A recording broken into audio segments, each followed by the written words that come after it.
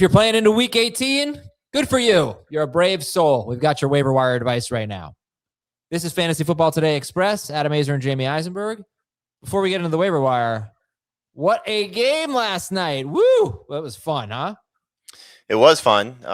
It was great to see Brock Purdy have another solid, amazing game. For anybody that listened to us on Sunday, I was very high on Jake Tonjes, and he came through with a great game. Amazing to see Caleb Williams have another great game. Amazing to see Luther Burden look like the potential star that he could be, and the same with Colston Loveland. So Bears had themselves a very nice offense, not just for this season, but also for the years to come. Juwan Jennings scores another touchdown. Christian McCaffrey has another good game. DeAndre Swift, monster game. So it was great to see a lot of the guys that either we've been talking about for the entirety of the season or recommending for the championship week come through. So that was fun. And Luther Burden could be someone you're picking up. Now, we hope he plays. He's 34% rostered. He faces Detroit, who gives up the second most fantasy points to wide receivers. So we'll talk about wide receivers to pick up. I'm sure Burden will be a name to know. Just he did hurt his quad and apparently minor injury, but hopefully he's back for week 18. So which teams are you most concerned about resting players in week 18? So really, I think at this point, you can only focus on the playoff teams because we don't know what the non-playoff teams are going to do. We'll hopefully get some updates throughout the week. But I think anybody that has lingering injuries, for example, I'd be surprised if Javonte Williams plays dealing with the shoulder injury. I'd be surprised if Harold Fannin plays dealing with the groin injury, things of that nature. So expect those guys to probably sit. I think the two that you have to be the most concerned about right now would be the Packers in the NFC and the Bills in the AFC. And so for the Packers, they're locked into the 7 seed. Obviously dealing with a lot of injuries right now. So my guess is Josh Jacobs probably will not play. Jordan Love, if he clears the concussion protocol, if he plays, he probably won't play much. If you're counting on Malik Willis for another week, who knows if they run him out there because of the shoulder injury, just wanting to make sure he's okay. So a lot of moving parts with the Packers. For the Bills, with Josh Allen dealing with the foot injury, will he play? Buffalo can still conceivably get to the 5 seed, which is important in the AFC because then you're playing the winner of the AFC North, which I think is the easiest opponent, at least of the remaining playoff teams. I don't know about that. You want to go face Lamar Jackson with him? Well, I mean, if your choices are to go play Lamar Jackson and what that team has looked like for the majority of the second half, or the Steelers right now, would you rather do that, or would you rather go play New England or Denver or Jacksonville or one of those teams, depending on who gets? I think I'd rather play Jacksonville, but it's really worth debating. But I'd much rather play the Steelers than the Ravens. So if I'm Buffalo if I'm a wild card team that has a chance at the 5 seed, I'm definitely rooting for the Steelers personally. Yeah, I think that's the smart play. But prior to week 17, when they didn't have their best receiver, they did look like a very strong team recently because of how they've been performing. I mean, beating Baltimore, the way that they beat Miami, they just looked like a much better team. One in Detroit. The one in Detroit was very impressive. And winning in Detroit, yeah. All right. Yeah. Okay. So we'll keep an eye on it throughout the week. It's going to be the major storyline for week 18. And let's talk about waiver wire quarterbacks. Who do you like? So I kind of wrote the column the same way we always do. I don't want to shortchange anybody playing in week 18. I did a poll on Twitter, by the way, or X, of who still plays in week 18. I think at like 2,000 votes, we had like 7 or 8% of people still say they play in week 18. I got some comments say that they have 2-week championships that go into week 18. So there are some people clearly that are still paying attention for what that's worth. Tyler Shuck has got to be number one. Just the way that he's performed. It's funny because 6 of his last 7 games, he's been 19 fantasy points or more. The one game where he was under that total was against Atlanta. I don't think anybody fears the Falcons right now, or at least they shouldn't. Again, we'll see what happens Monday night, but Shuck to me is a top 12 quarterback. I liked him as a top 12 quarterback going into the matchup against the Titans. I think he finishes the year strong. By the way, he's now the betting favorite to be rookie of the year. So strong finish for him. Offensive rookie of the year, at least. Next would be Bryce Young, who was absolutely miserable against Seattle, understandably so, but only 54 passing yards, did have a rushing touchdown. He gets a rematch against Tampa Bay. Last time we saw him against Tampa Bay, week 16, 21 fantasy points. So we know what Tampa Bay's pass defense has been like. It's now 6 games in a row. I'm sorry, 8 quarterbacks in a row. Excuse me, 8 in a row. Wow. 19.8 fantasy points or more that they've allowed. So could be another good game for Bryce Young if you're stuck. And then I don't like the matchup, but I like the way that he's playing. Cam Ward, 19% rostered. Since facing Jacksonville in week 13, where he only scored 6.3 fantasy points, 4 straight games with 2 touchdowns, 3 in a row of 19 fantasy points or more. My guess would be if Jacksonville is locked into a wild card spot and they're winning the game, they probably start to pull some guys, especially after losing a couple of defenders recently. So maybe Cam Ward in the fourth quarter can compile some stats. But just the way that he's played lately, I think you got to give him some credit. He's really finished the season much stronger than he started. And I think the Titans have a pretty solid quarterback going into 2026. All right, we're going to take a break, talk running backs, receivers, tight ends, DSTs for week 18 after this. All right, I think I know where we're going at running back. I think it's going to be up in my neck of the woods. Who's our top waiver wire running back? Malik Davis. Yeah. Taking on the Giants. He's had a really strong game against the Commanders. And again, I do not expect Javonte Williams to play. That could change, but I don't know why they would risk him, why he would want to play. I believe he's going into free agency. So, not wanting to risk, getting hurt. And he's been banged up the last, 3 weeks with shoulder, neck, just different ailments. After him, it's a little bit of a guessing game for me, at least right now. So I have Dylan Sampson second, just with the way that he was the lead back for the Browns. A little bit of an easier matchup, if you can believe that, going from the Steelers to the Jaguars, even though Jacksonville's defense played great. But I think his role in the passing game will become a little bit more prominent. Dylan Sampson. Huh? Dylan Sampson? Yeah. Going to the Bengals, facing the Bengals. I'm sorry. Excuse me. That's what it was. Going to the Bengals. Excuse me. So Dylan Sampson, we saw what he did in week 1 against them. And we know their fantasy production. We had this conversation yesterday. I don't think the Bengals are as bad as they've been for the season, as bad lately, but Sampson's opportunity there. The third guy would be Emmanuel Wilson. Again, I think that the Packers will be smart and rest Josh Jacobs. Probably going to rest some offensive linemen, but still Wilson getting an opportunity to be the starter. Tough matchup against Minnesota, but I still think he's worth a look just given his expected role. I have Isaiah Pacheco, Audric Estime, Devin Singletary, and Ray Davis next.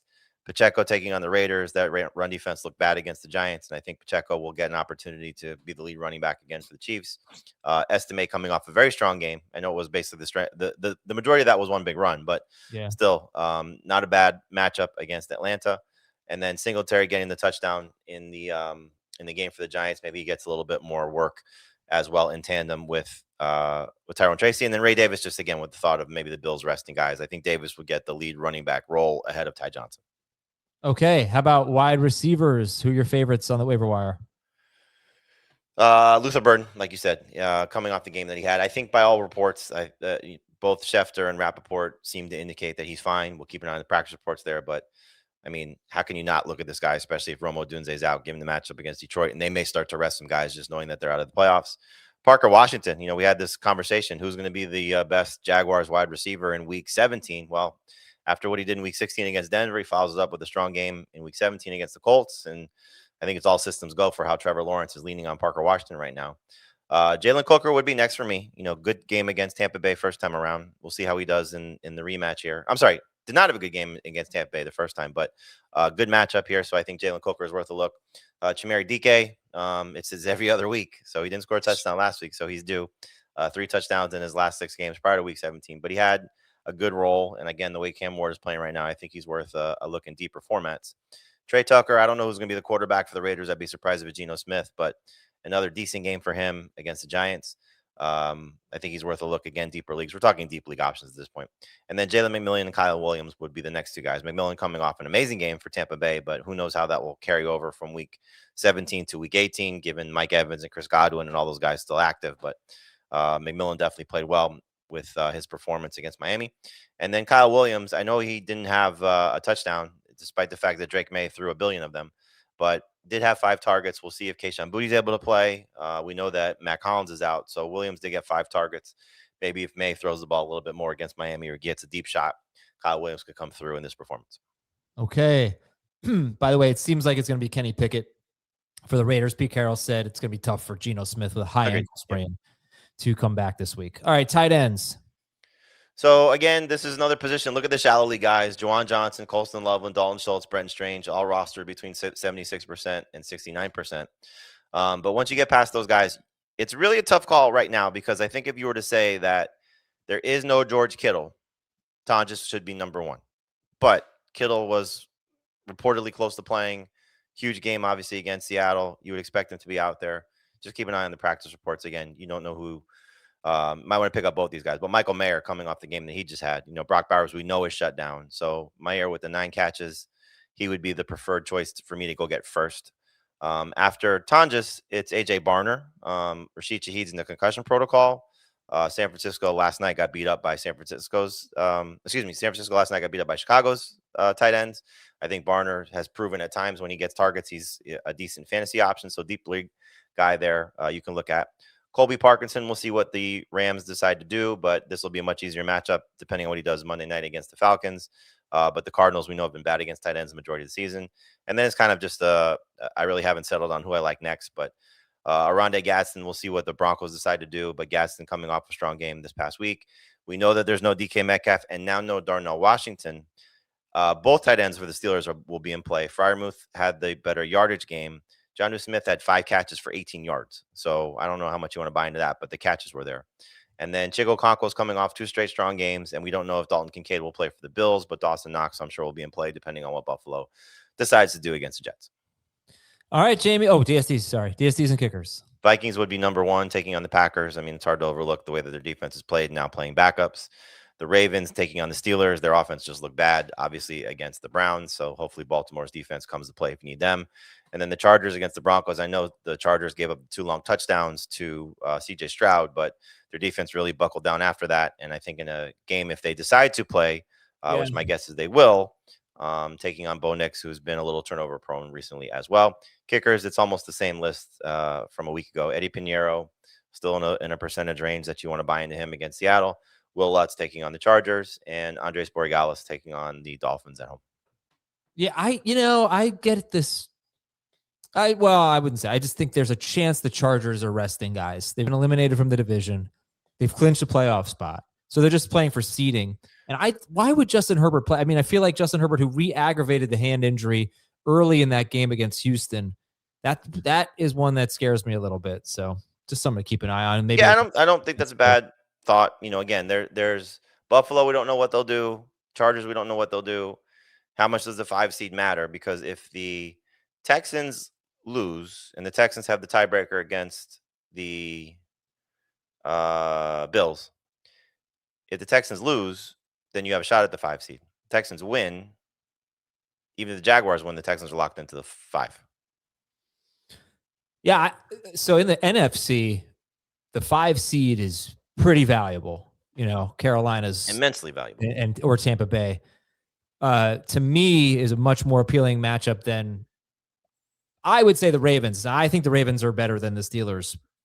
But I wouldn't want to face a healthy Lamar Jackson in that team. The way Derrick Henry's running. But I don't know. I'd be more likely, if I were coaching, I'd be more likely to be playing for the 5 seed in the NFC than I would in the AFC. I feel like the AFC, just kind of be careful what you wish for. There's also, it's not clear in the AFC who's going to get the 5 seed, because you need, not only do the Texans have to lose, but even if the Texans win, then the Jaguars lose, then they're locked into the 5 no matter what.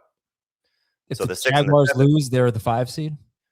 Well, they're 12-3 right now, right? Or no, they're 12-4. They're 12-4 right now. So they have a better record than both Buffalo and the Chargers, right? Well, the Bills are 11-5.